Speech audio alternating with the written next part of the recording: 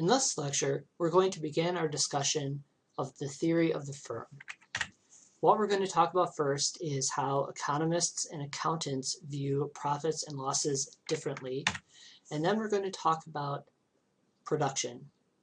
What do firms use as inputs in order to produce outputs? An important concept called marginal product, and a very important concept of diminishing marginal product. So let's get started with profit and loss. There's a very simple formula for calculating profit, and it just has to do with revenues and costs. So what are revenues? Revenues are basically all the money that a firm receives from selling goods and services. And then costs are the total amount that a firm spends in order to produce the stuff that it sells. Then profit or loss is just found by simply taking revenues minus costs. Profits occur when your revenues are bigger than your costs. Losses occur when your costs are bigger than your revenues.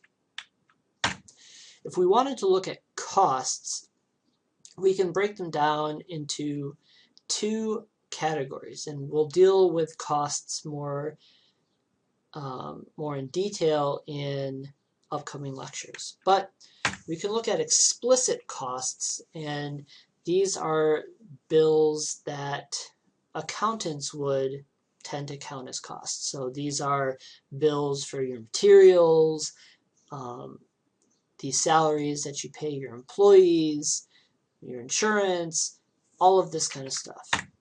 We also have implicit costs, and these are everything else that counts as an opportunity cost of doing business. So think about fast food restaurants. So you buy a McDonald's franchise and you pay a lot of money for it.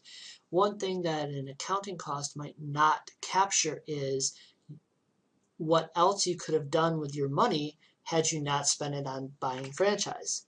So along with that, a lot of times for small businesses, the owner's time is an implicit cost. So the owner doesn't pay him or herself a salary. So there is an additional implicit cost of the owner's time. Could have been doing something else if you had not been working at your small business. So here's just a few other examples of implicit and explicit costs. Again, explicit costs are what you normally think of bills, and implicit costs are those things that are maybe not always thought of as expenses, but represent economic concepts of opportunity costs. So resources that are used in your business could have been used somewhere else, and you want to account for the costs of those resources being used in your business rather than other places. So from that, we can get to a divergence between accounting profit and economic profit. Accounting profit usually does not take into account implicit costs. So accounting profit is revenues minus explicit costs. If we want to look at economic profit considers all costs, explicit and implicit costs.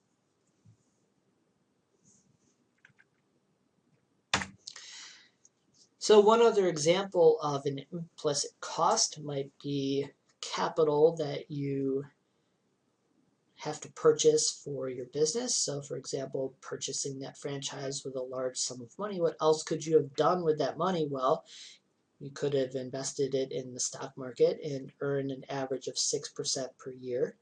Or you could have put it in the bond market and earned a more certain return of 3% per year. Or you could have put it in a savings account and earn a definite return of 2% per year. So these are all ways that economists would want to account for the implicit cost of the money that you invested in your business.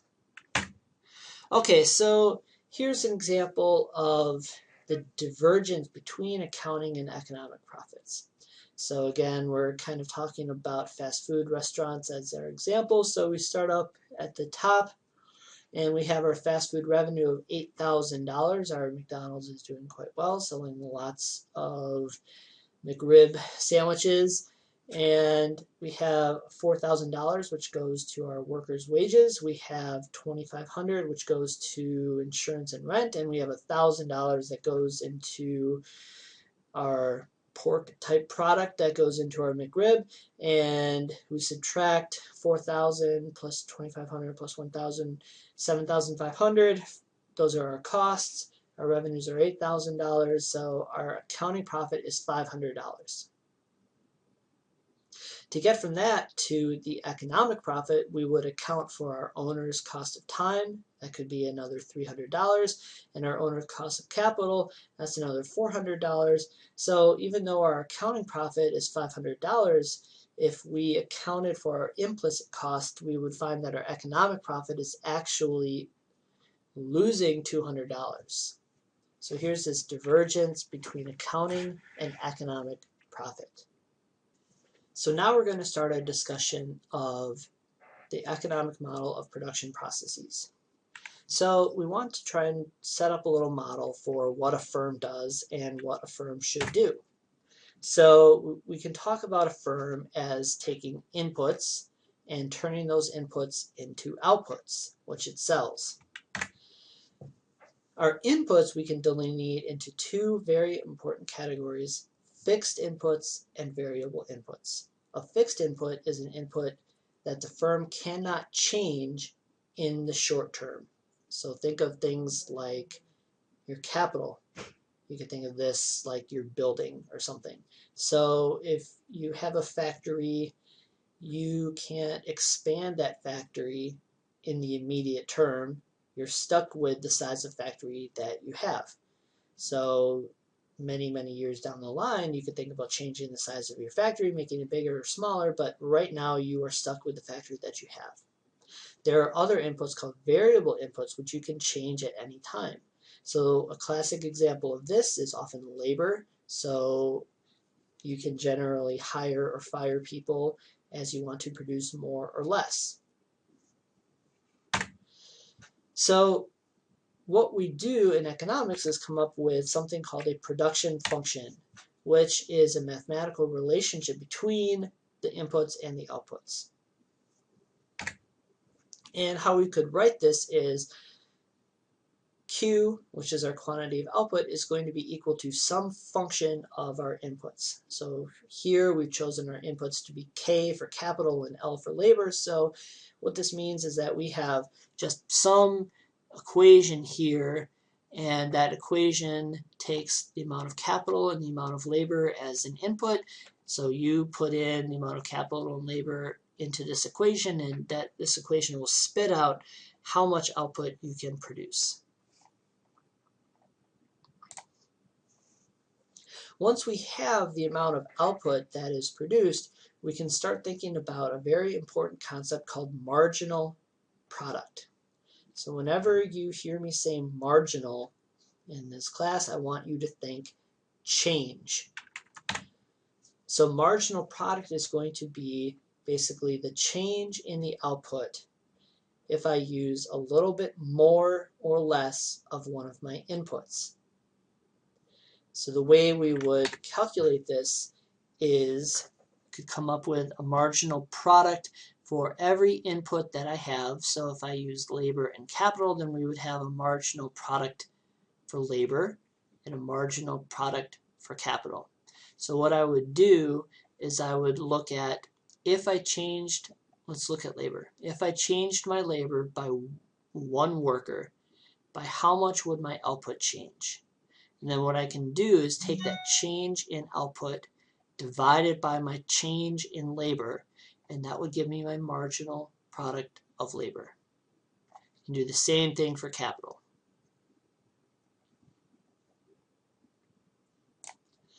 So let's look at this kind of graphically for labor. So what this table shows is, start from the left, I've got a number of workers. And for each number of workers that I hire, I have the total amount that I will output per hour. So let's start with these two columns and we'll come back to this one. So if I have no workers, then can't serve any meals.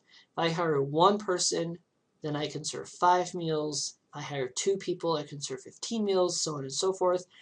And then what I want you to focus on too is, look, if I have 8 workers here and I hire 1 more worker, so I have 9 workers, notice that the number of meals that I can serve goes down actually from 67 to 63.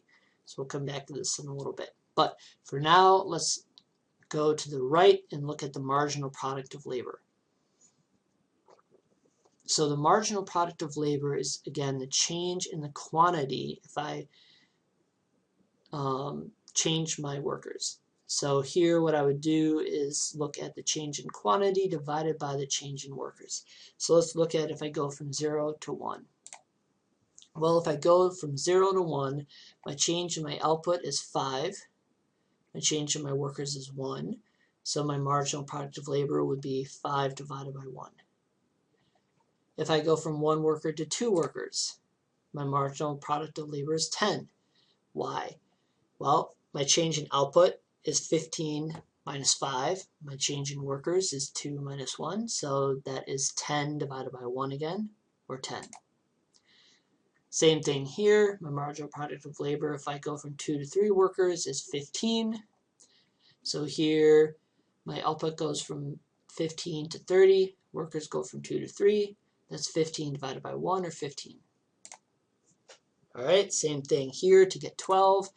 And then notice my marginal product of labor is negative for this. My output goes from 67 to 63. So that's negative 4 for the top part of that fraction. And then the bottom part of the fraction is 1 again. So my marginal product of labor is negative. So if I graphed this, here's what I could do. So here, this top part, I'm going to graph the total output. That's the middle column.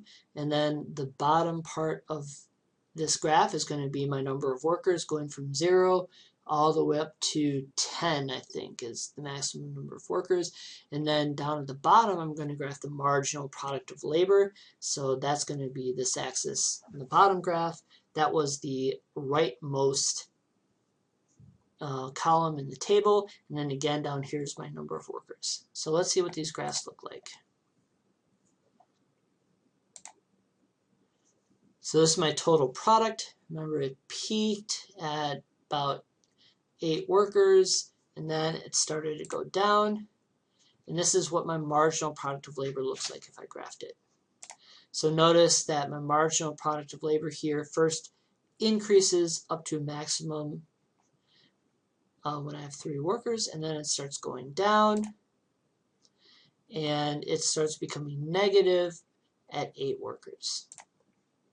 So these two lines are mathematically related to each other. You could think of this line here as being the slope of this line here.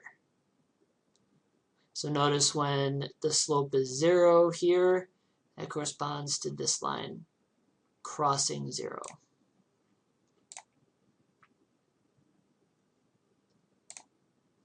So the idea that the marginal product as I hire more workers is going to decrease is an important concept called diminishing marginal product.